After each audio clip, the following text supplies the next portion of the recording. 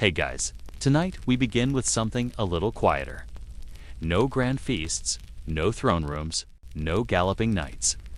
Just the soft echo of footsteps on cold stone and the creak of wooden doors behind thick monastery walls. We're stepping into the 12th century, not into the chaos of kingdoms, but into something slower, something simpler. A world ruled not by kings, but by bells. Here, the day isn't scheduled by meetings or alarms, but by the rising sun and the call to prayer. Forget what the movies showed you. This isn't the medieval world of dragons and sword fights. It's more bread baking in a smoky kitchen, ink, staining calloused hands, and long hours spent in silence.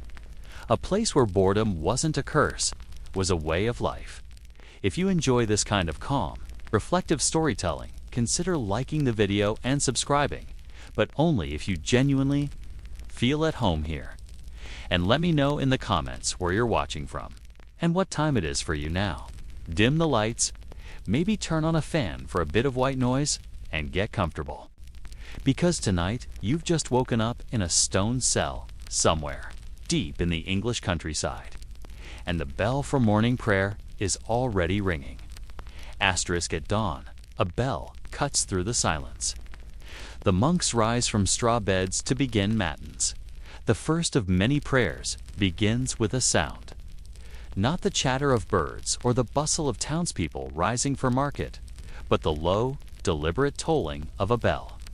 A single note, deep and metallic, rolling through the mist like a ripple on still water. It's just past 4 in the morning, and the sun hasn't yet committed to rising. A dim blue-gray hush lies over the cloisters and sleeping quarters of the monastery. The bell doesn't ring fast or loud, doesn't need to.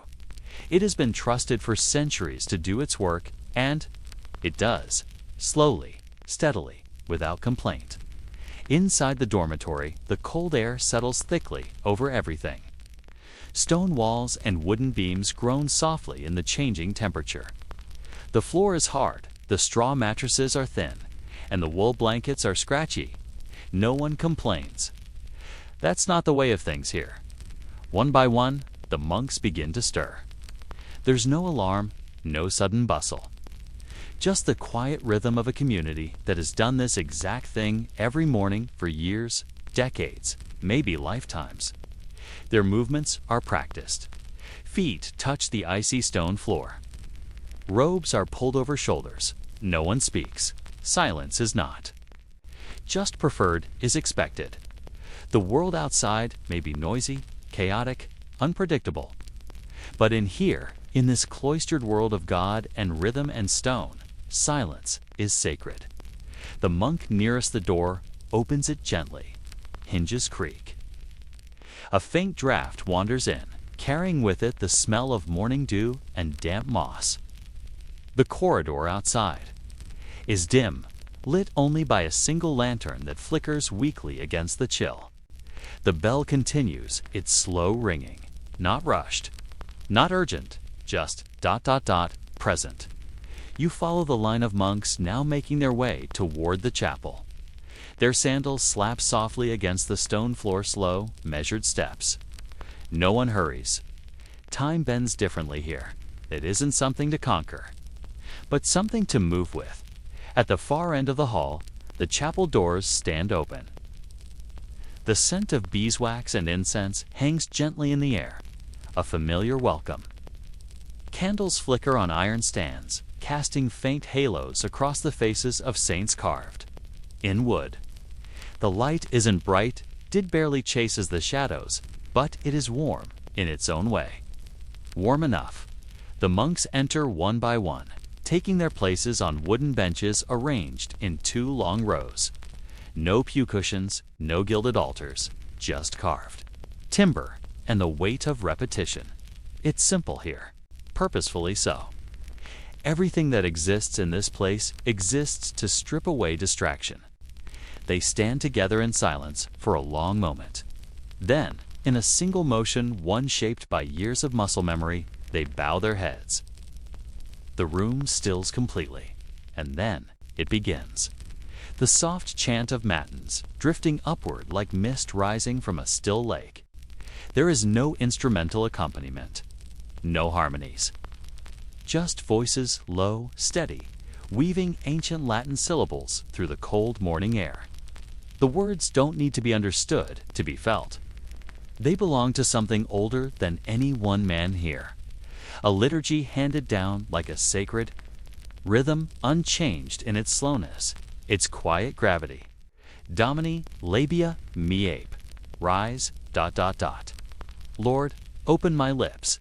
And so, the day begins, not with breakfast or work, or even sunlight, but with the shaping of sound into prayer. These chants aren't meant to stir emotion. They're meant to still it, to return the mind to something slower. To a center, the prayers continue for nearly an hour, but time feels suspended. Outside, the mist begins to shift, and the first light of dawn peeks gently over the monastery walls. It creeps through the stained glass windows in softened, colored streaks, reads blues and golds, not vibrant but muted. Like light filtered through memory, the chapel, once hushed and dark, now seems quietly alive. Not energetic, not awakened, but aware, as if the stone itself is listening. Eventually, the last chant fades into silence. Not abruptly, just ... fading as if dissolving back into the walls. There is no applause, no acknowledgement. The monks bow their heads once more. Some close their eyes for a moment longer, as if reluctant to return to the weight of the body. Then they rise and file out slowly, the same way they entered. Still no speaking, they return to their cells, or perhaps to the refectory, where breakfast will be served, usually bread, maybe a little broth. But for now, the morning belongs to silence. If you were here, really here, you might notice the small things more than the ceremony itself. The way the sandals scuff lightly across the floor, the way breath fogs in the morning cold, the way one candle near the back struggles to stay lit, guttering with every draft from the chapel door. None of these things are dramatic. None of them would make it into a history book, but they are the texture of this life. A life not shaped by ambition or movement, but by repetition, presence, stillness. There's a kind of peace in that, isn't there? Outside, the world is changing. Markets will open. Carts will roll down muddy roads. Children will shout. Merchants will argue. Bells will ring from town halls. But here, tucked away in stone cloisters and quiet routines, the day has begun with no sense of urgency at all. It doesn't matter that nothing happens in these early hours. That's kind of the point. Nothing is exactly what is supposed to happen. Let's walk the halls again, slowly. The chapel behind us, the scent of incense still faint in your cloak. We'll pass the scriptorium soon, where a handful of monks are, preparing their parchment, their quills already dipped and waiting. We'll go there later. For now, pause here by the cloister garden. The mist is lifting, and the dew still clings to the lavender leaves. The garden is modest sage. Thyme, a few hardy roses. But it's tended with care. Everything in this monastery, it's quiet enough to hear the drip of water from the eaves, the occasional rustle of feathers in the rafters. Even your own breath feels louder here. This silence sits not empty. It's full of things, of echoes, of waiting, of lives lived without spectacle. You realize, standing here in your borrowed robe, that the bell didn't just wake the monks. It woke the whole place. It rang not just to mark time, but to remind the body and the soul that this new day, like all the others before it, is a gift wrapped in quiet routine. You may be wondering what compels someone to live like this, to wake in the cold, to speak only when spoken to give up comfort, identity, ambition. But that's the wrong question. The better question is, what does life look like when none of those things are your measure of meaning? This is a place where meaning isn't found in doing, but in being. where holiness is found in the shape of silence, and time is measured in psalms, not minutes. As the sun slowly stretches over the eastern walls, you're reminded that the day is only just beginning. And already, without spectacle, without drama, it has begun in the most sacred way it knows, how with a single steady bell, and the soft sound of men remembering to breathe. Meals are eaten without words. Conversations are gestures, and glances stillness is the rule. The chapel is behind us now. The last of the morning light drips quietly through high stone windows, and the warmth of a small hearth down the corridor is just beginning to push against the night's lingering chill. You walk slowly, not because you're tired, but because that's how time moves here. There is no need to hurry. Everything is shaped by the bells. The bells are patient. A faint scent trails down the hallway, something warm, something yeasty. Bread, perhaps. Maybe soup. In this place, food isn't rushed or adorned. It's not about flavors or variety. It's about nourishment. It's about enough. Your feet make soft sounds on the worn stone floor. The rhythm familiar now. This monastery isn't large or grand. It's narrow, plain. Repeating, one corridor leads to another, each one flanked by wooden doors and quiet alcoves. No artwork lines these walls, no lavish carvings or portraits of donors. Just rough plaster and cool stone, steady, silent. The refectory, what we might call a dining hall, isn't what you'd expect. There's no clatter, no voices. No scent of roast meat or wine. Just rows of wooden tables, unpolished and sturdy, and benches worn smooth from use. A few windows let in. Gentle light, filtered through handmade glass that warps and dances with every breeze. It's still early.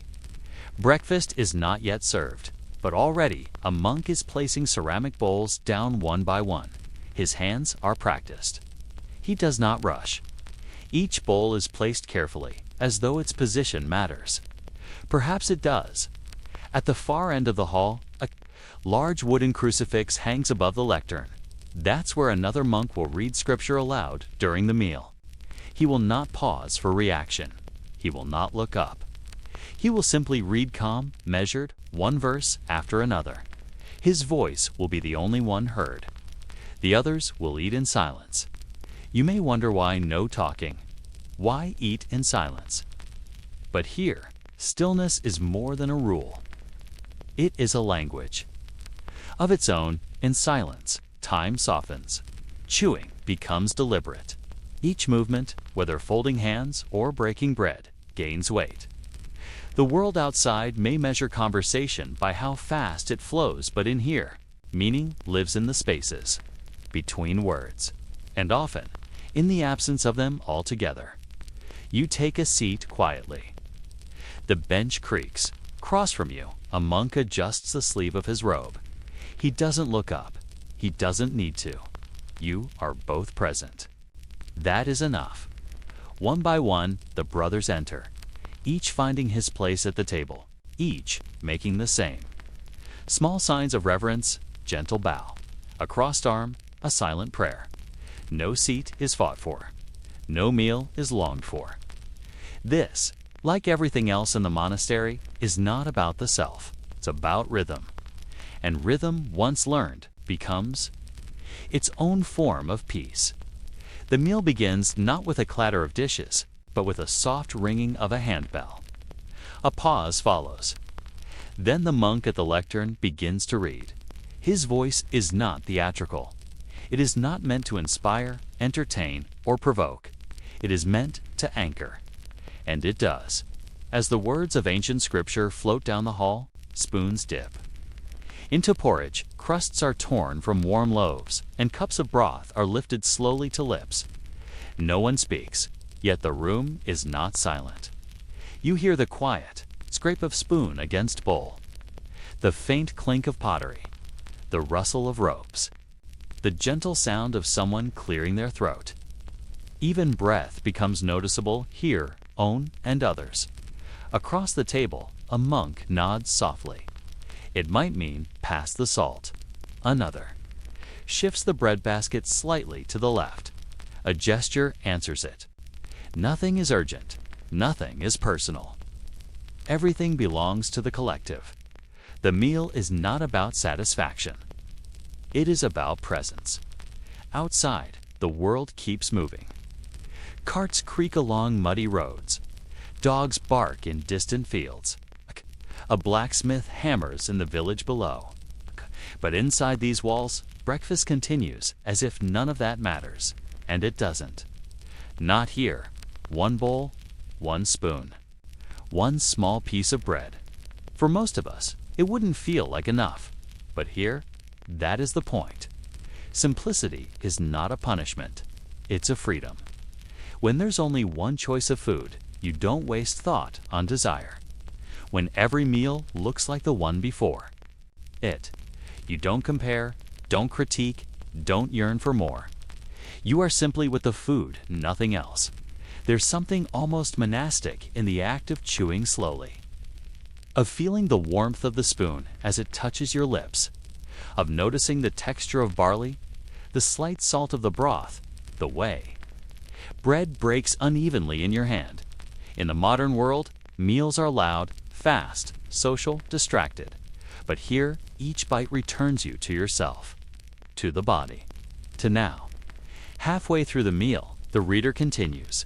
His voice grows neither louder nor faster. He does not look up. He reads because it is time to read, not because someone needs to listen. There is no applause, no commentary. Just the steady hum of scripture, like a soft current running beneath the surface of the room. When the meal ends, no one gets up right away. Bowls are left in place. Hands fold quietly on the table. The scripture concludes, and the monk bows. His head? The handbell rings once more. Then, as quietly as they came, the monks stand. No one hurries. Some glance down the line to see who will take the bowls. Others begin wiping down the table, folding the cloths, stacking plates. The refectory returns to stillness. But it isn't empty. It's full of something else. A kind of gentle completeness, like a page turned in a long, slow book. We walk out into the corridor again. You feel fuller, but not heavy. The meal didn't satisfy hunger in the way a feast might, but it satisfied something deeper. A rhythm, a need for quiet consumption. For still presence, the sun is higher now. Light filters into the hallway in thin shafts. Dust floats in the beams, undisturbed. You can hear the distant splash of water, perhaps dishes being cleaned. Perhaps a monk washing his face before heading to the SCRIPTORIUM. Don't one calls for you. No one gives you tasks or orders. You move with the current of the place, not against it. Somewhere nearby, a bell will ring again. It always does. It rings for work, for prayer, for rest. You don't need to check the time. The bell knows, and in between each ringing, life unfolds. In its smallest forms, a hand lifts a bowl. A glance passes between brothers. A gesture replaces words. A nod becomes a conversation in this monastery. Nothing is wasted, not food, not breath, not even silence. Because in the stillness, something unexpected happens. You begin to hear more, not less. The world, stripped of its noise, reveals the quiet music underneath. So you walk a little slower now, maybe even softer. You don't need to announce yourself to the hallway. It already knows you're there. You pause beside a window. Outside, a bird perches on the edge of a stone basin, dipping its beak in water, then hopping back. It's not a grand sight, but it's enough. Everything here is just enough. The bread is plain. The broth is thin. The schedule is tight. The robes are rough. But there is nothing missing. And in a world that constantly tells us we must have more choice, more comfort, more expression, this place dares to offer the opposite. Less, and in that less, a different kind of richness begins to unfold. As you return to your cell, the corridor once again feels like a familiar friend. The candle on the shelf still burns low. Straw mattress waits in its corner. The wooden cross still hangs above the door. Unmoved, nothing has changed. And that, somehow, is a comfort. You sit on the edge of your bed, letting the silence settle. Around you, you don't need to speak. You don't need to think.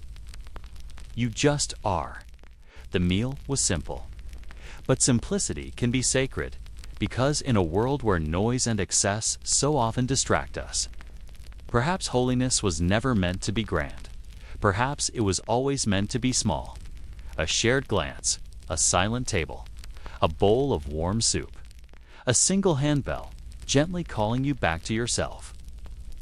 Herbs and vegetables grow behind stone walls. We'll walk the rows, touching thyme and hearing the bees. The refectory has emptied. The bowls have been washed and set aside. The voices never rose. The dishes never clattered. And now, with the first meal of the day behind us, we make our way outside, not far, just beyond the cloisters, through a wooden gate that creaks softly on iron hinges, out into the monastery's walled garden. The air shifts here. It's brighter. Not loud, not bustling, but open. The sky stretches just a little wider overhead, and the scents earthy. Green wormgrete, you like a memory. This isn't a garden of grandeur. There are no marble statues, no fountains or flower beds carefully shaped for guests to admire. This is a garden with purpose, a living pantry, a small pharmacy. A quiet teacher, it's surrounded on all sides by high stone walls protection, not from enemies, but from wind, from animals, and from time itself. The walls are old, cracked in places. Moss creeps up from the base, and yet they stand solid. Patient, much like the men who tend what grows within.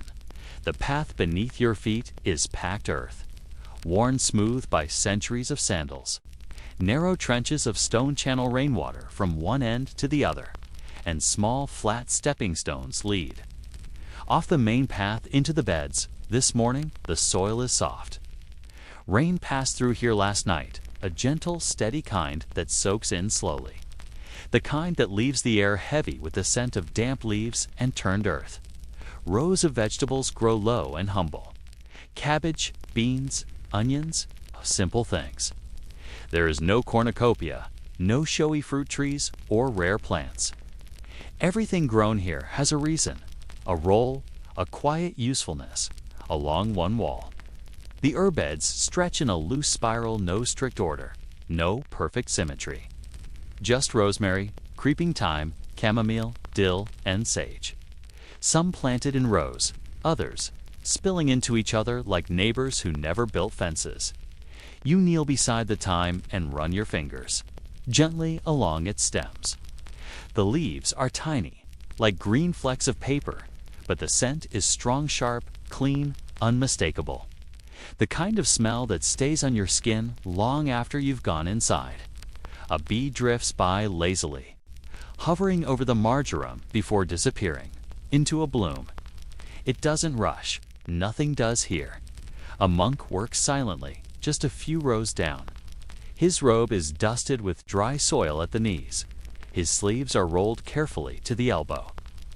He carries no metal tools, just a small wooden hoe and his own calloused hands. He does not speak to you. He does not need to. His presence is not for company. 'Tis for cultivation. The garden is his conversation. You watch as he moves from one patch to the next, not hurried, not slow, just steady. He pauses to pull a weed, shaking the soil from its roots. He presses his palm flat against the earth, perhaps checking moisture, perhaps praying. Then, with the same motion he's done 1,000 times before, he moves on. There's a rhythm to it, not one that you can hear exactly, but one that you feel if you stay long enough. A kind of breathing, a pulse, like the heartbeat of the land. Itself, at the far end of the garden, stands a small wooden shed.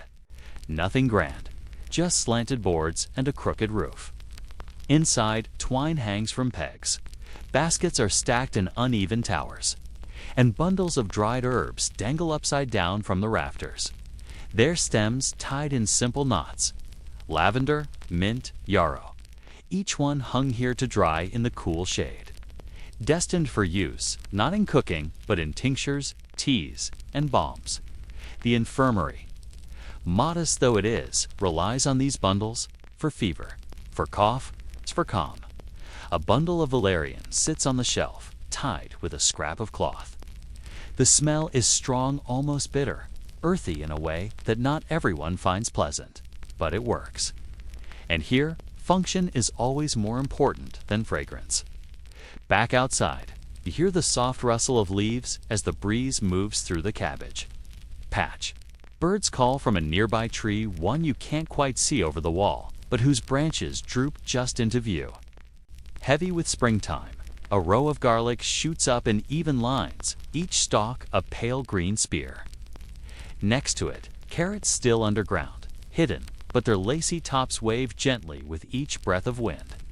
You bend down beside a patch of chamomile. Its small white petals and yellow centers seem to glow against the dark soil. A monk passes by and offers a slow nod, then stoops to pick a few blossoms, placing them gently in a cloth bag tied at his waist. These will steep in hot water later, soothing nerves and stomachs alike. Behind you, a robin hops along the edge of a garden bed, pecking at the dirt, completely unconcerned by your presence. The garden is a shared space between men, insects, birds, and the soil itself. There is no noise of machines, no hum of electricity, no distant traffic, only what is natural, what has always been. The sun shifts higher, and light settles more directly on the garden now, casting long shadows from the trellis and warming the stone walls. The basil, newly planted, leans toward the light. The leaves are soft and green, and when brushed lightly, release a perfume that clings to your fingertips. In the corner of the garden, near a cracked stone bench, there's a small wooden frame where peas begin to climb. Their thin green tendrils reach upward, curling around twine as if pulled by something unseen. A cat, long and gray and indifferent to ceremony, stretches itself across a warm patch of soil. It belongs to no one, and yet it is fed occasionally, petted and left alone. Like most things here, it exists quietly, without fuss. Lunch will be prepared soon, and the garden's offerings will find their way inside. Leeks for soup, a few carrots, scrubbed and diced. Chopped herbs to flavor broth. Nothing is wasted here. A bruised tomato still goes in the stew. Wilted greens become compost. Everything returns. The monks understand this. They work with it, not against it. Seeds go in. Rain falls, weeds are pulled. Pests are discouraged, not destroyed. And when the season turns, they start again. Gardening in this way is not a task. It is a prayer, not in words, but in movement, in patience, in attention. You sit now on the edge of the bench. The stone is cool beneath you, even as the sun warms. Your shoulders, a fly buzzes lazily past. Somewhere near the rosemary bush, a cricket chirps once, then falls silent again. No one comes to rush you.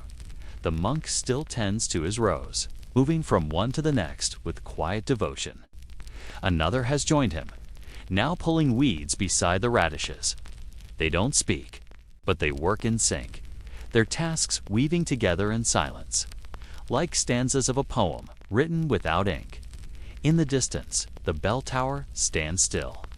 It hasn't rung yet, but soon it will. And when it does, the garden will empty. Tools will be cleaned and returned to the shed. Aprons will be dusted off, and the quiet rhythms of prayer or study will resume. But for now, this moment is yours. This small patch of cultivated earth, this square of sunlight, this chorus of bees and basil and breeze holds you gently, asking nothing but your presence. There's a lesson here, though it's not spoken. not written on any parchment. It's in the way the lettuce is planted in rows that curve slightly with the slope of the land, not against it. It's in the way one monk gently lifts a worm from the path and places it in the compost pile. It's in the unhurried way thyme is picked, leaf by leaf, never ripped or gathered in handfuls, to grow something slowly, to care for it without demand too, except that it may fail or flourish or feed as a kind of surrender, not to passivity, but to process. And that's what the garden teaches best. Process, patience, presence. The cat rolls onto its side, is uninterested in the lesson. A breeze moves again through the trellis. Somewhere far off, a crow calls once. The monks begin to gather their tools. Your hands still smell faintly of thyme and damp earth. You brush your palms against your robe, but the scent lingers. You don't.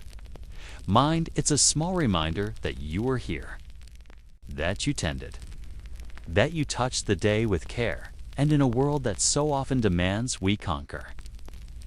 Produce. Achieve This garden dares to offer a different wisdom, one rooted not in ambition, but in cultivation, not in noise, but in stillness, not in more, but in enough.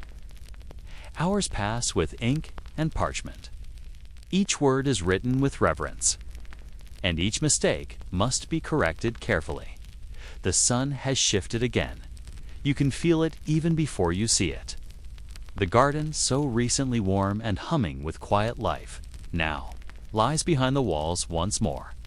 The scent of rosemary fades slowly from your sleeves as you step back inside, into the dim corridors where the stone breathes cool air. Another bell has rung. Not loud, not startling, just enough to remind the body it is time. Time to return. Not to chapel, not to the kitchen, but to a different kind of labor. Quieter, slower, but no less sacred. We turn left at a fork in the cloister walk. The stones underfoot are uneven, worn in the center from centuries of soft sandals and quiet footsteps. There is no chatter. There never is. Only the soft swish of robes and the slight whisper of breath at the far end of the hall. Behind a plain wooden door lies the SCRIPTORIUM, the room where words are born again. The door creaks open with effort. It sticks a little at the base, catching on the threshold. You step inside, and the first thing you notice is the light. Unlike most rooms in the monastery, this one is bright. Not artificially, but purposefully. High, narrow windows line the outer wall, angled to capture the shifting sunlight as it moves across the sky. The panes are rough, handmade, and slightly warped, but they glow golden with the afternoon, spilling stripes of warm light across desks, benches, and walls lined with shelves. You hear it, too, not voices, not chanting, just the faint scratch of quills across parchment.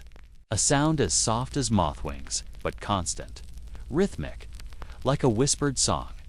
There are perhaps 6 monks here today, seated at wooden writing desks spaced evenly through the room. They sit upright but relaxed, robes pooled around their feet, heads bent forward. Each is utterly focused, as if the room and the world beyond has narrowed to the small surface in front of them. You approach slowly, quietly. One desk is empty. You're invited to sit. The surface is smooth, well worn by decades of copying. A sloped platform supports the manuscript page. A small ink pot sits to your right. The ink is dark, made from oak galls, iron salts, and wine vinegar. It smells faintly, metallic, with a note of something acidic beneath it. Tangy, ancient. Beside it rests a quill, not a pen. A feather, trimmed and cut by hand, shaped to a fine point with a small knife known as a penknife. Original kind. It must be dipped every few words. It will dry quickly. It will catch if you press too hard. It teaches a very specific kind of patience, and on the desk in front of you lies a sheet of parchment, creamy, slightly translucent, curled at the edges. Not paper, parchment, animal skin, usually calf or sheep. It has been scraped, stretched, soaked, and smoothed for days, perhaps weeks. Before arriving here, everything in this room has taken time to be here. Everything still will. Across the way, another monk lifts his head slightly. He exhales softly, rolls his shoulder, then returns to his page. His desk is covered in Latin script, ligand, deliberate, slanted forward with quiet purpose. His work is halfway through a passage from Psalms. He's made a small error, a dropped letter. You can see it barely, where the parchment has been carefully scraped with a knife. No scribbles, no crossings out, just a delicate removal, followed by a smooth rewriting. Nothing is rushed. Even mistakes are corrected with reverence. You dip your quill. The ink clings to the tip. You touch it gently to the parchment. The first line begins with a capital, drawn not with speed, but with intention. Every stroke of the letter is deliberate. Every curve a decision. The writing is not just to copy it, it's to honor. These are not just words.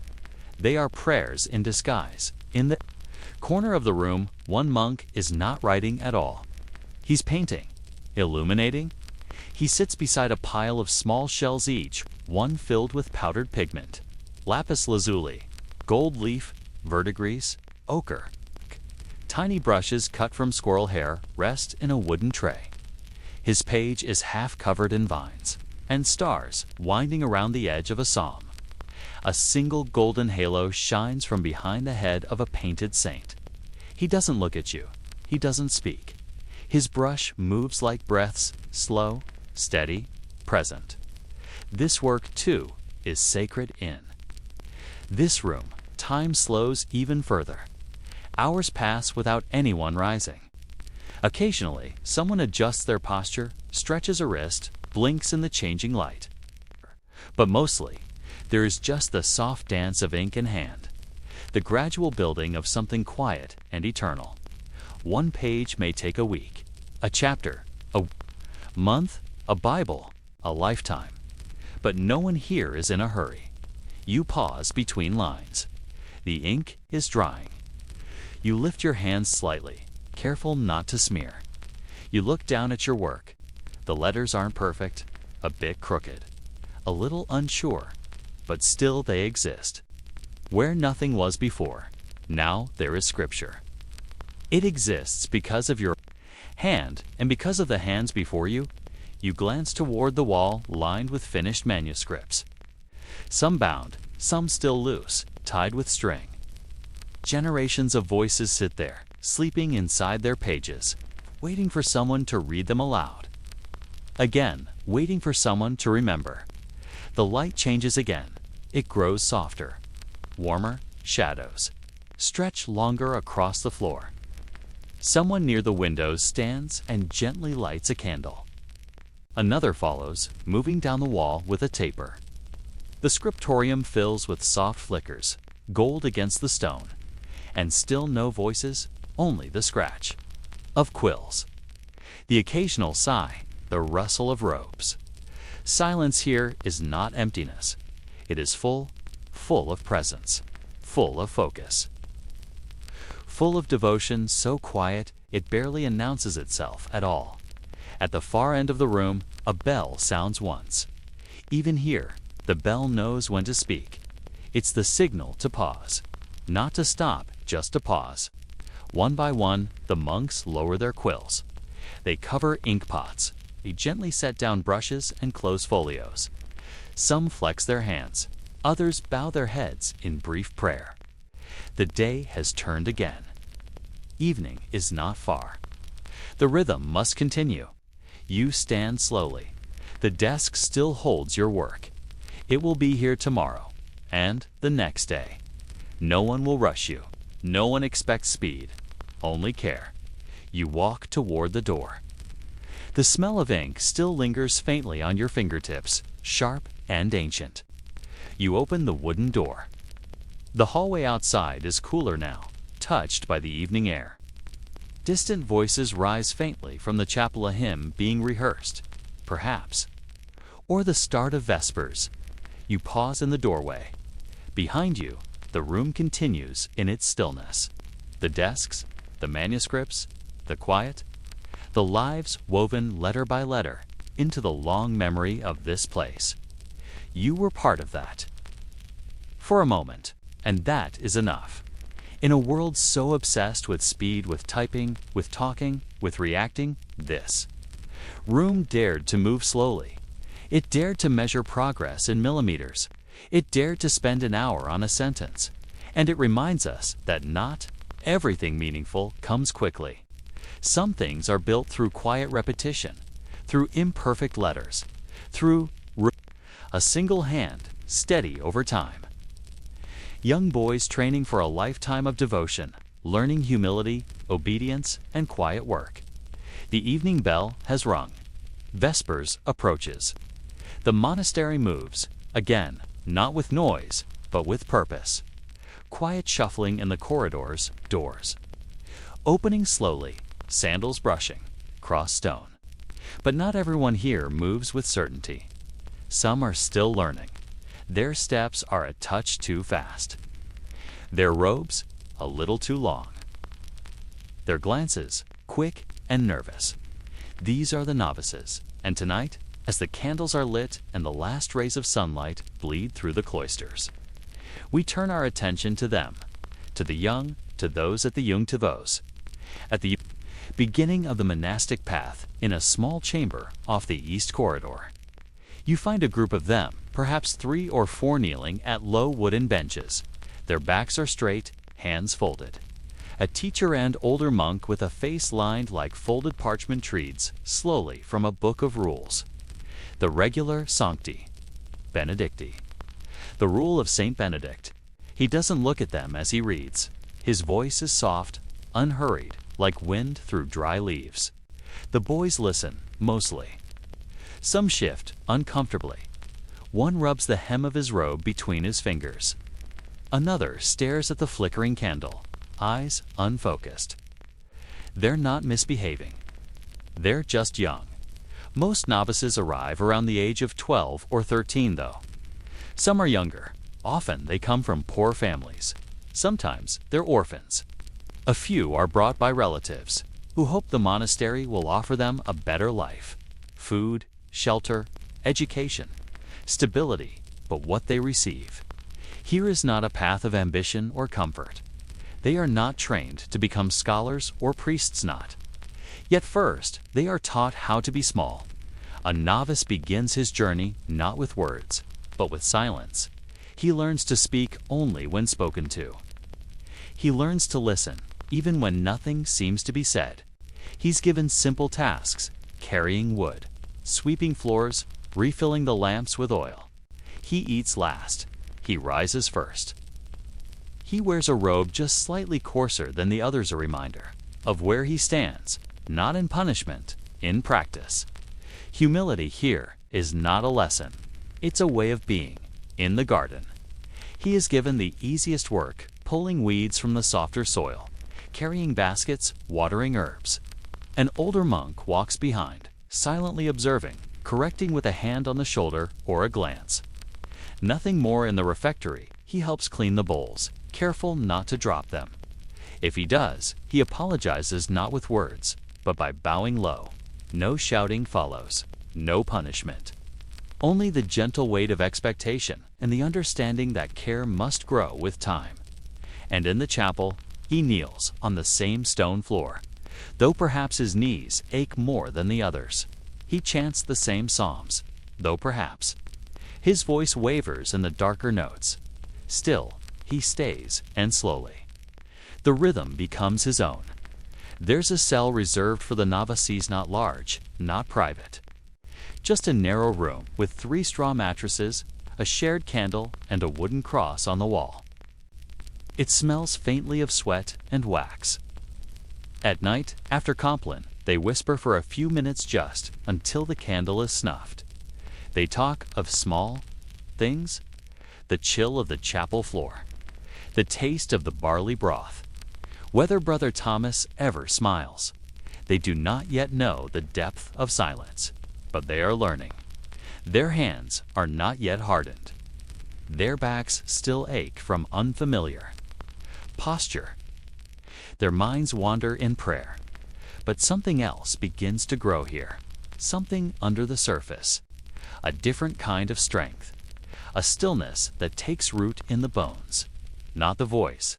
In the scriptorium, the novices do not write. They watch. One may be tasked with preparing parchment, carefully scraping it smooth. Another may mix ink, grinding minerals into powder, combining them with vinegar and resin. It's messy, tedious, but it teaches precision, attention, the kind of quiet that doesn't just mean absence of sound, but presence of purpose. One afternoon, you observe a boy being guided in the art of illumination. It's not yet trusted with gold. Leaf, he practices with charcoal, sketching vines around the edge of a worn piece of leather. His lines are shaky. His hand trembles, but his eyes are steady. An older monk leans over, offers a faint nod, then steps away. The boy erases and tries.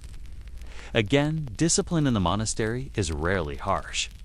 There are no shouts, no beatings. Instead, correction comes in silence, in stillness, in disappointment held like a mirror. A forgotten task may mean a day of fasting. Spoken word at the wrong time might be met with 3 hours of solitary prayer. Not as punishment, but as space. Space to reflect, to return, to reset the rhythm, and slowly the boy changes. Not all at once, but gradually. After a year, he may be asked to read aloud in the chapel. His voice will be soft, unsure. He will stumble. But the brothers will listen as they always do, without judgment, without applause. If he drops a candle holder, someone else will pick it up. If he forgets a line, the reader beside him will whisper it quietly. He will bow. He will return to his place. He will learn. One evening, as the sky fades into a deep, indigo and the last candles burn low, a novice kneels outside the scriptorium, alone. Waiting. Inside, a monk finishes transcribing a psalm. He blows gently on the ink, lets it dry, and rolls the scroll. He opens the door and nods to the boy. The novice enters, receives the scroll, and carries it with both hands, careful, reverent, across the monastery to the library vault. He does not speak. He does not run. He delivers the scroll, bows to the keeper, and returns to his cell. The task was simple, but it mattered, and in the quiet of that small act, he became part of something larger. When the time comes, perhaps after 1 year or 2, the novice will be offered the chance to take vows. He will stand before the abbot. He will speak carefully prepared words of poverty, chastity, and obedience. His voice may tremble. His knees may shake, but the rhythm will carry him. The brothers will lay hands on his head. He will be given a robe, not much different from the one he wears now, but heavier in its meaning. And he will be welcomed not as a visitor, not as a student, but as a brother, a full part of the quiet machinery of the monastery. Until then, he wakes before dawn. He scrubs pots. He sings psalms in a voice that is still cracking. He practices, copying the letters A and M over and over on spare parchment. He forgets to clean the oil lamp. He apologizes. He starts again, and all the while, the monastery watches, not with scrutiny, not with judgment, but with stillness, with faith, because here, the role of the novice is not to know, it is to begin, and that is enough. Gold leaf, blue lapis, and patience. Discover the meditative art of sacred illustration. There is a particular silence that settles in the hours. Just after vesper, the work of the day is done. The gardens rest. The chapel is dim and echoing. And the air has cooled. The thick heat of the afternoon traded for long shadows and low candlelight. In this quiet, monks return to their cells. Some pray, others read, but just a few drift back toward the scriptorium, not to write this time, not to copy, but to illustrate, To illuminate, a strange word, really illuminate. It suggests light, but here it means something gentler. It means to give color to what was black and white, to soften the solemn with beauty, to show reverence through decoration, not noise. It means gold, blue, and red, placed by hand. Stroke by careful stroke. The illumination table stands in the corner of the scriptorium, near the warmest window. A monk sits hunched over a single sheet of parchment, already inked with text. The Latin words are sharp and regular, copied earlier. In the week by another hand, but now, the margins await life. Not new words, but images, symbols, patterns, a vine curling like a thought. A flower in bloom beside a line of psalm, a keys, tiny and radiant, leaning delicately into the curve of a gilded O. It is a form of worship, not in sound, not in speech, but in stillness. On the desk, several shallow shells are lined up like a painter's palette. Inside each, a different color rests. Dusty green, made from malachite. Soft red from crushed madder root. Yellow from saffron or ochre. And then there is blue deep, mysterious, made from ground lapis lazuli, a stone more expensive than gold, imported from distant mountains, powdered to a fine pigment. It glows even in candlelight, but most precious of all is the gold leaf, thin as breath, fragile as ash. It's kept wrapped in soft cloth, touched only with a special brush or breath-moistened finger. It doesn't shimmer the way modern glitter does. It glows, a soft, dignified light. A light you feel, not just see. It is not used freely. Each gilded letter, each halo, each curling vine of gold is placed only after long thought. Where gold goes, reverence must follow. You sit nearby. Quietly dot the monk. His name is Brother Alaric, dips his fine brush into a tray of crimson paint. The bristles are no thicker than a thread. He steadies the parchment with one hand, then traces a delicate line down the side of a capital letter. He doesn't rush. His hand doesn't shake. It's not talent, necessarily. It's practice. Decades of it. His face shows no pride, no delight, only calm. A quiet sort of joy. He does not illuminate to be remembered. He does it because it needs to be done, because the word he believes should be beautiful not for him, but for God. He pauses, gently sets the brush down. Then, with tweezers, he lifts a fragment of gold leaf and lays it onto a drop of glue that's nearly invisible. He breathes on it, very slightly, just enough to warm it, then presses it down with the soft edge of his finger dot. When he lifts his hand, the letter gleams. It catches no light from above. It makes its own. Not every page is gilded. Many remain plain, but some psalms, gospels, feast day passage deserve this extra care. Not because they are more important, but because they carry, in their imagery, something deeper, something that words alone cannot always hold. You lean forward and watch as a bird begins to take shape in the corner of the page. Its wings are wide, its feathers sketched in blue and white, its eye a single dot of red. It doesn't match any real species. It's not meant to.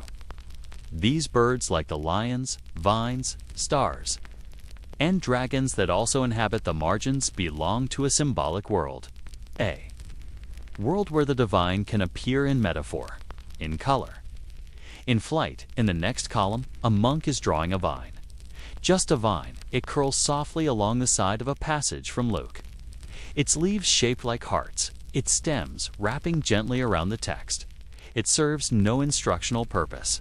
It doesn't point to a particular lesson or moral. It's just there, growing from the words, as if Scripture were a living thing, as if the Word itself could bloom. The room is silent, but the silence is full. The rustle of pages, the careful clicking of a penknife sharpening a quill, the muted sigh of someone stretching a cramped wrist, the occasional whisper of the wind through the warped window glass outside.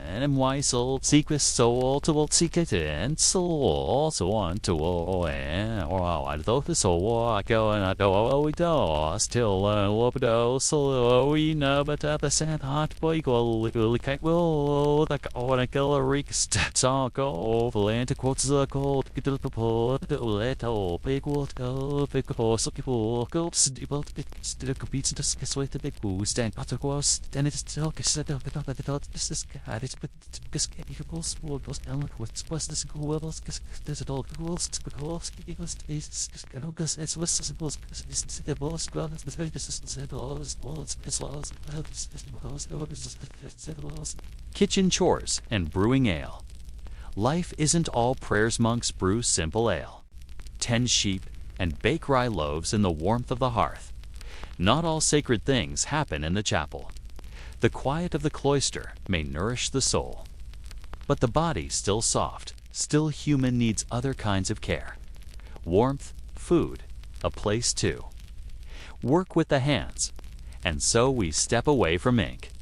And parchment now away from vines and gold leaf. And into a different kind of devotion. The kind that smells like bread crusts. Bubbling yeast and wood smoke. The monastery kitchen, it's not large, and certainly not modern. The floors are packed earth, darkened by decades of soot and ash. The ceiling is low, blackened from smoke that slips past the chimney. The walls are lined with rough stone, and shelves are carved straight into them, lined with crockery, jars. Bundles of herbs tied with twine.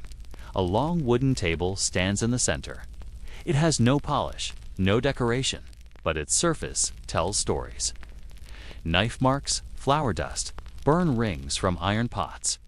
In one corner, the hearth glows steadily, even this early in the day. A low fire is kept burning almost constantly. Bread is often baked here, soup simmered here, and during the colder months. Warmth radiates from it to the rest of the monastery. There are no servants here. No hired cooks. The monks make their own meals and their own ale. You arrive just as the day's baking begins. A monk is kneading dough at the central table rye flour. Water, salt, that's it. His hands move slowly, rhythmically, folding and pressing the mass with a weight that comes from muscle memory. He doesn't speak. His breath is calm, his brow slightly damp. The sleeves of his robe are rolled to the elbow, revealing arms dusted with flour. The dough is firm, not sticky. It doesn't smell sweet like modern loaves, but sour and rich because the yeast. Here comes from a starter that's been alive for years. Fed daily, guarded like treasure. The monk cuts the dough into even rounds. Each one is set on a stone slab near the hearth, not yet to bake, but to rise. Slowly, without rush, at the back. Of the kitchen, another brother is preparing ingredients for stew. Onions, leeks, turnips, and beans soaked overnight. A bone or two from yesterday's broth. Nothing is wasted here. The trimmings will go to the compost heap. The peels will be fed to the chickens. The knife he uses is old. Its handle is dark, from use, but it cuts cleanly, and he uses it with care. Each chop is deliberate. Nothing is hurried. There is no menu, there is no variety, only what the garden offers.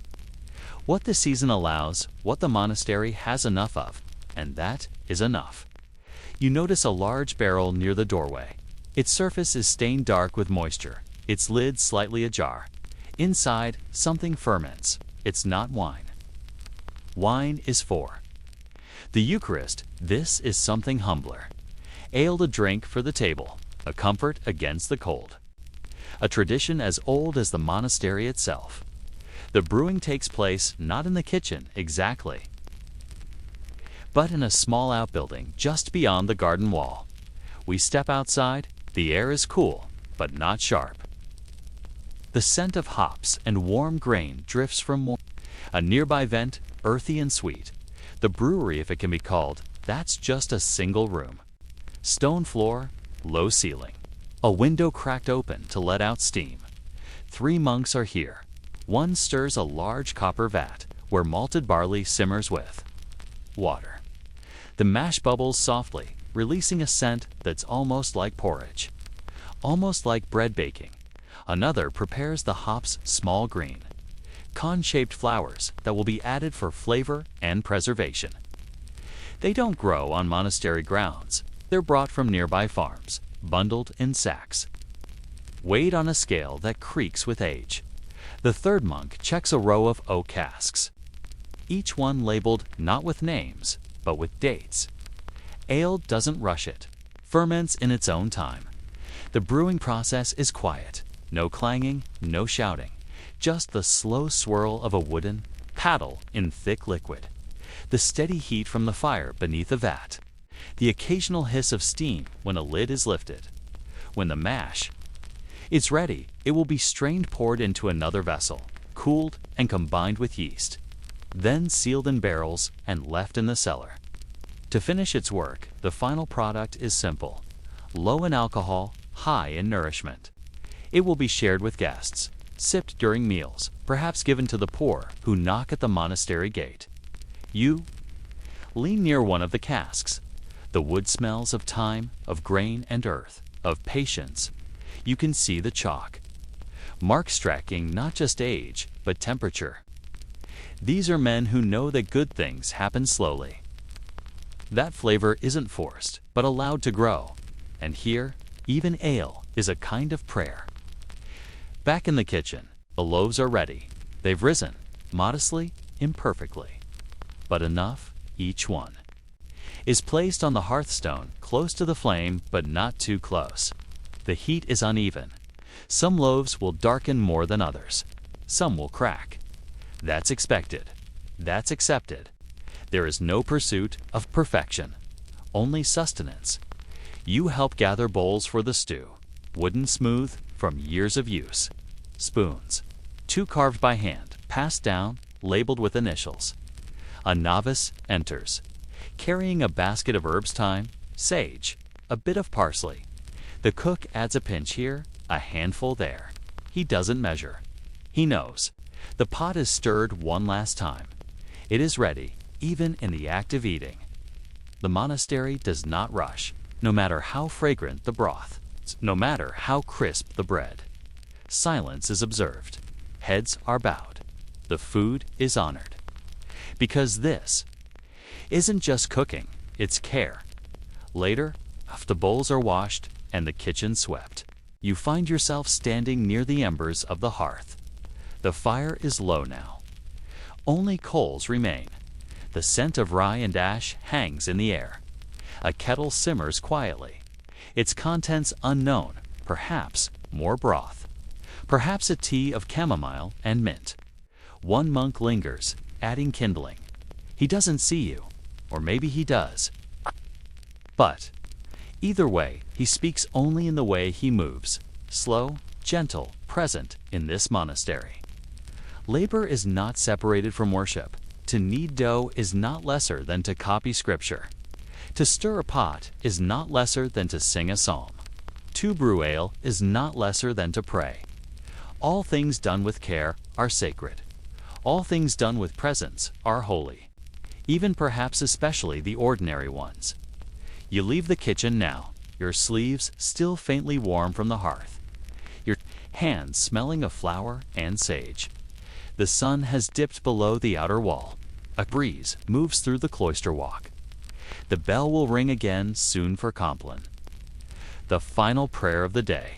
But for now, it's only stillness, and the memory of bread rising in a smoky room, of grain bubbling in a copper vat, of quiet hands working without praise. And in that memory, something settles, something peaceful.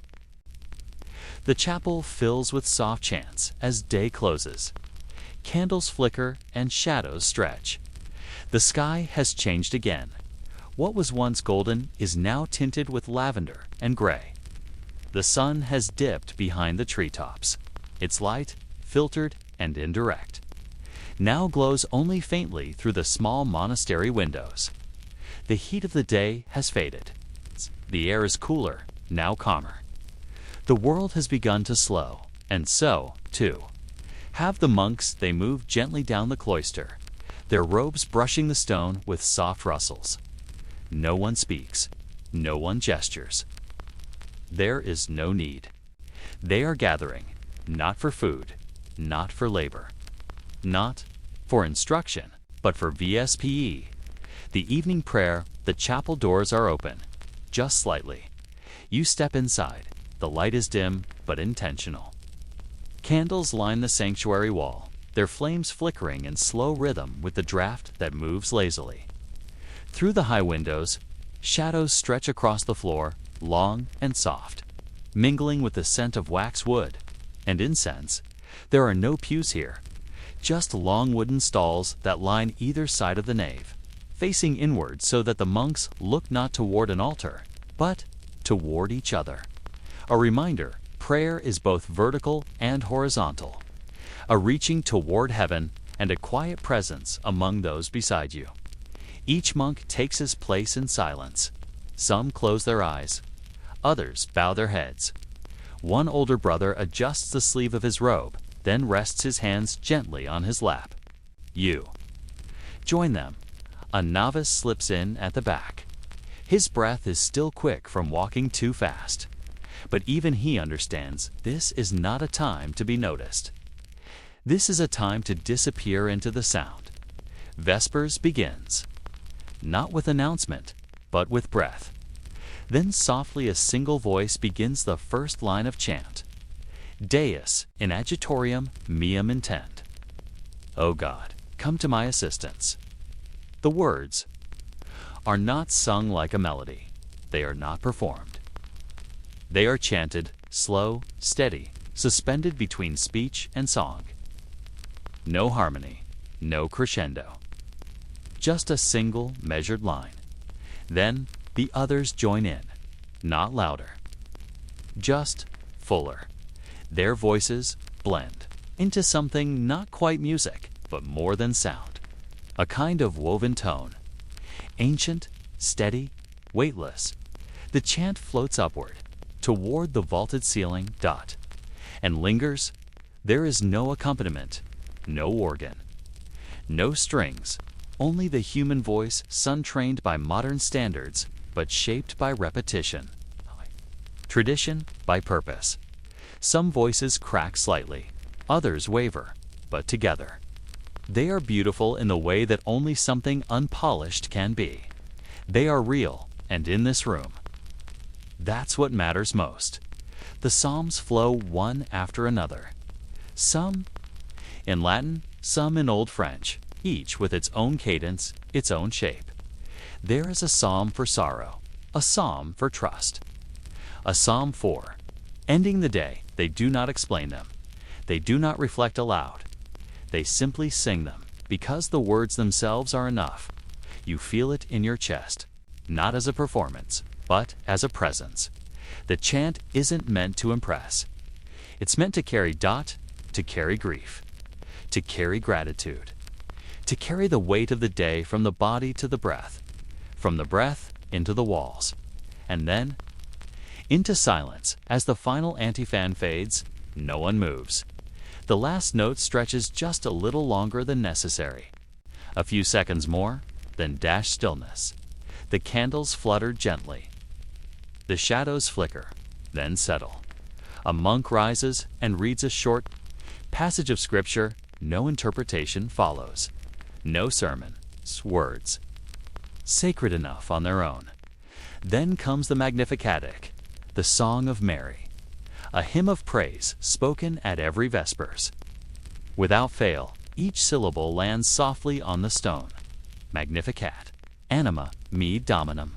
My soul magnifies the Lord. And once again, the chant flows like water. You glance down the row. The novices are still, attentive. One has his eyes closed, mouthing the Latin with quiet reverence. Not perfectly, but sincerely. Another is watching. The abbot mimicking the rhythm of his breath. This is how the rhythm is passed. Not through instruction, but through observation. Through time, the Magnificat ends. and the prayer that follows is brief. A request for peace, for rest, for protection in the night, and with it, the voices fall away. The candles are gently extinguished. One by one, smoke rises thin, almost invisible. Then the monks bow as one slowly, deeply, they turn, and in silence file back into the corridors, into the cloister. Into the night, you remain seated for a moment. The chapel is not empty. Even as the bodies leave it, the silence that follows the chant is not a return to absence. It is a new kind of presence. The air feels different, fuller. You breathe in deeply. And for a brief moment, you understand why the monks sing not to perform, not to speak, but to hold something. Something too quiet for four. Conversation too deep for prose, too sacred for anything other than sustained breath. Outside, the wind moves through the garden.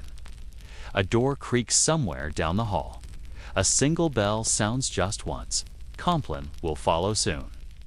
The last prayers before bed, but for now, there is this moment between day and night, between words and silence, between sound and stillness. In the chapel of this monastery, nothing dramatic has happened.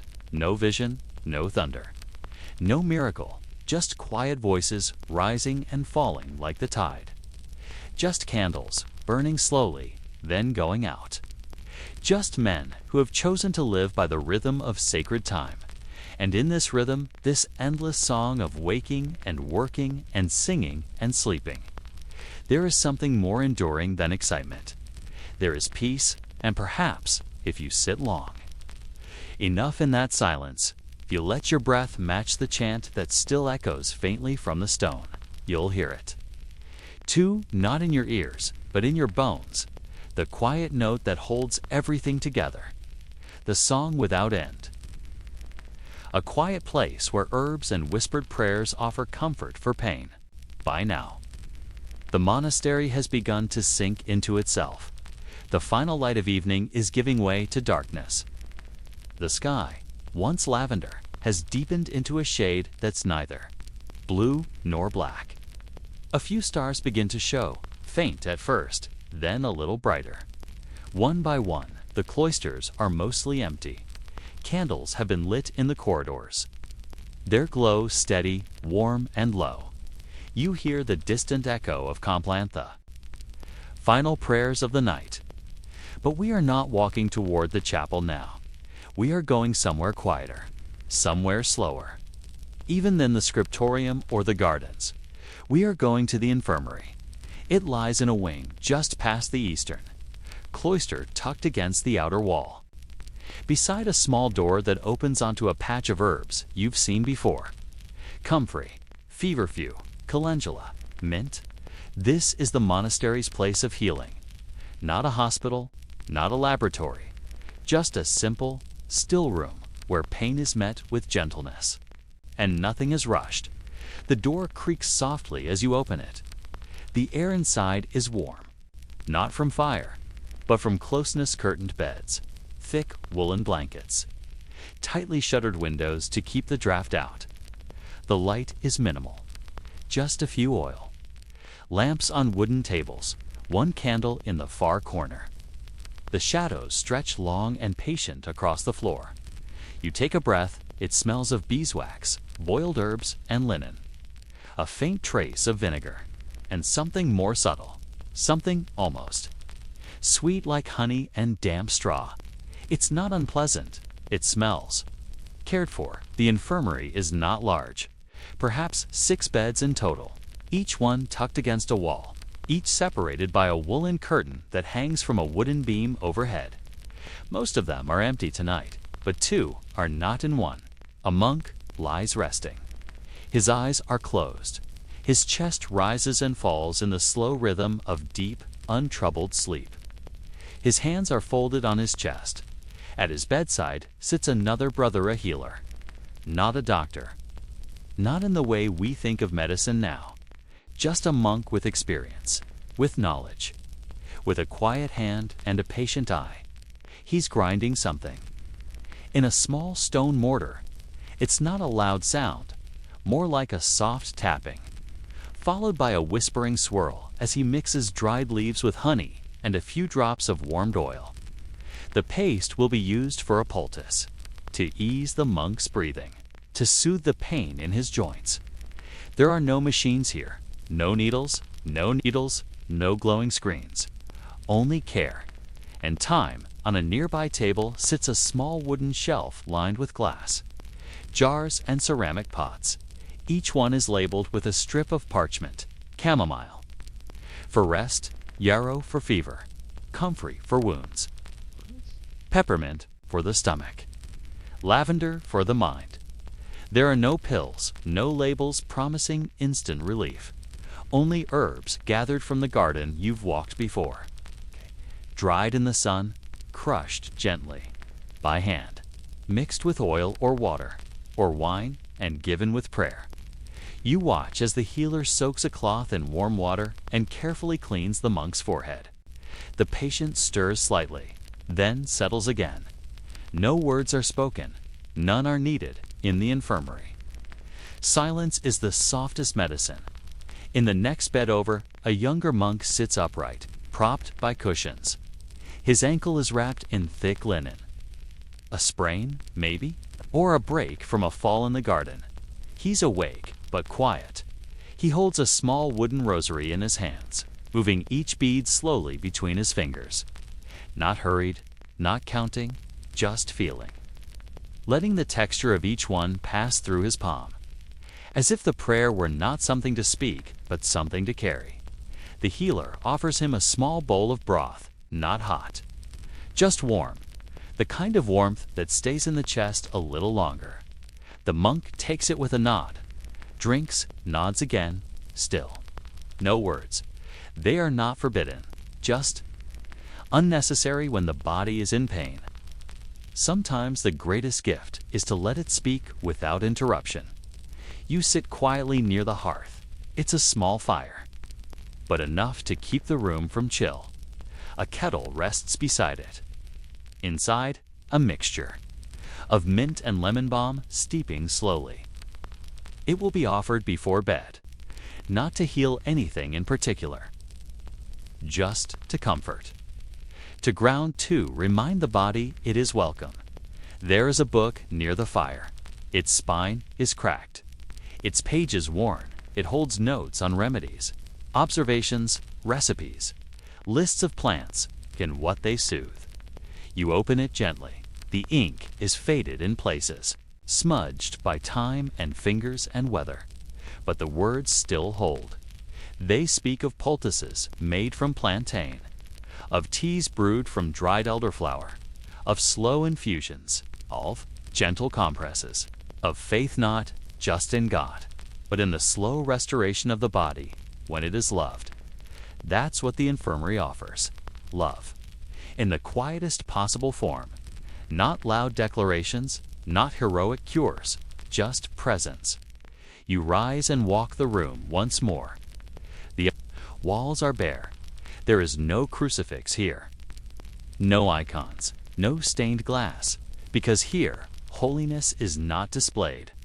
It is practiced in the soft folding of a blanket, in the cooling of a cloth, in the whisper of prayer beneath one's breath as fever rises and falls.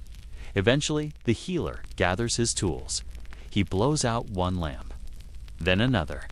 He checks on the patient once more, adjusting the blanket slightly, then stepping away. The injured novice has fallen asleep, his rosary still in hand, the last bead resting between his fingers.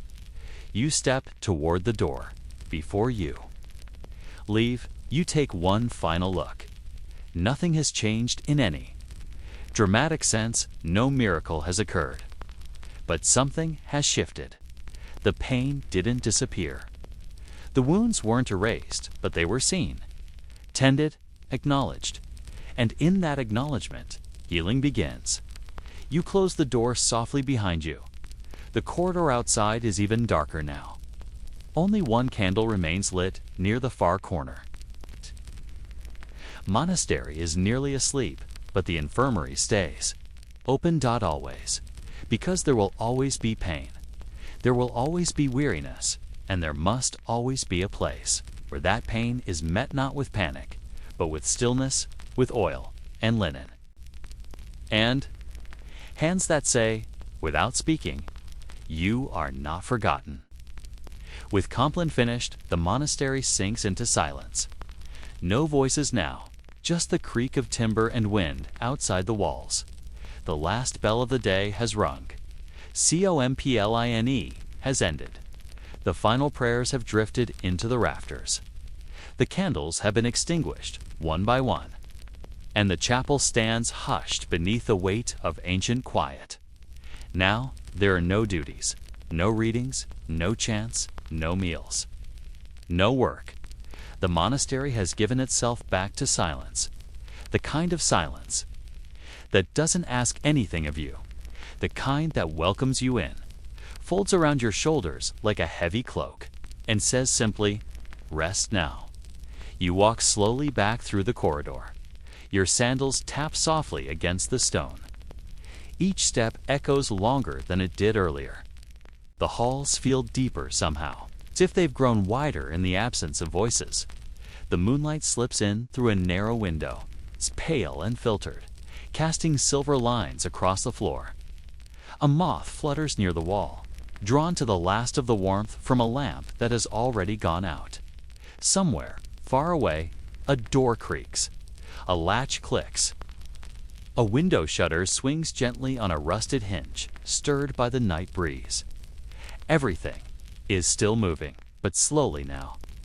So slowly, you pass a monk in the hallway. He bows slightly. You return the gesture. No words are exchanged. None are needed. He disappears down the corridor, his robes brushing quietly against the wall. You reach. Your cell, it's a small room. One that's become familiar, stone walls, a low timber ceiling. A single wooden bed, more a frame than a bed. Really, with a straw-stuffed mattress and a woolen blanket neatly folded at its base. There's a small table beneath the window. On it, a candle stub, a cup, and a worn wooden cross. The flame is already out, the wick cooled, the wax stiff. You remove your cloak, fold it carefully, lay it on the bench. The straw mattress creaks slightly as you sit. It's not plush, not soft, but it is enough. The window is cracked open, just slightly. Through it, the sounds of the world beyond drift in gentle, unobtrusive. A rustling in the trees. An owl calling from somewhere beyond the outer wall. The whisper of wind slipping through branches, stirring ivy. Everything outside is at peace, not silent. Exactly. But hushed, as if even the world has chosen to rest. You lie back, pulling the blanket over your shoulders. It's heavier than it looks. The wool rough at first, but quickly warming. Beneath you, the straw shifts and settles. A few stalks crunch faintly. You adjust. And then stillness, no footsteps, no bells. No pages turning, no voices down the hall. Just the room, just the bed, just the slow breath of night. You stare up at the timber beams above. They're dark with age, smooth from centuries of cold mornings and candle smoke. You wonder how many monks have stared up at these same beams. How many novices have whispered nighttime prayers here? How many dreams have unfolded in this exact space, on this exact bed? As moonlight crept slowly across the ceiling, you close your eyes. For a while, there is only breath. Somewhere in the distance, you hear it again. The wind, soft, playful. It finds its way through the monastery's edges, moving gently between stone cracks, tapping lightly at wooden doors, rustling dry leaves in the garden. The building is not airtight, not closed off. It breathes, just like you, and in this way, it feels alive. You turn slightly. The blanket shifts. With you, the mattress adjusts, and then, nothing, no clocks, no ticking, no glowing numbers. There is no schedule now. No to-do list for the morning. No messages, no noise from another room. Just this, a room that asks nothing of you. A world that is finally quiet. The monastery has no nightlights, no hum of electricity, no flickering screens. Darkness here is complete. But not frightening. It is gentle, soft, velvety. And in that darkness, the silence deepens, not like a void, but like a well. A place you can fall into slowly, without fear. A place that holds you in this final hour. You remember something you'd nearly forgotten.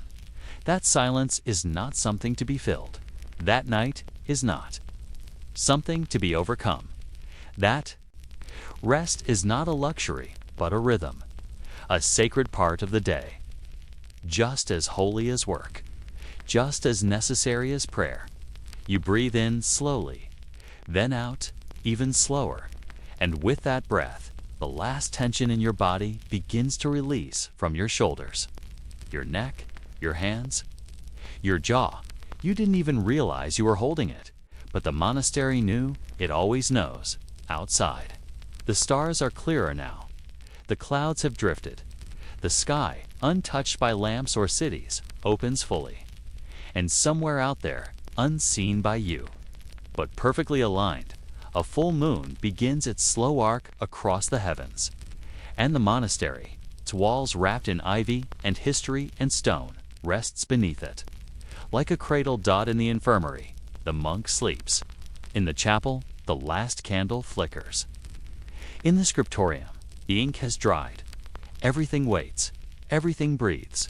Everything is silent. You feel sleep reaching for you now. Not quickly, not abruptly. It comes like the tide, rising slowly, lapping gently at the edges of your thoughts. And, as it does, the day you've lived the rhythm of bells and bread and bees and breathfolds around you like a prayer. Not recited, not read aloud, but felt, held, remembered in this moment, just before sleep. The monastery feels closer than it ever has, not because it is louder, but because it is still.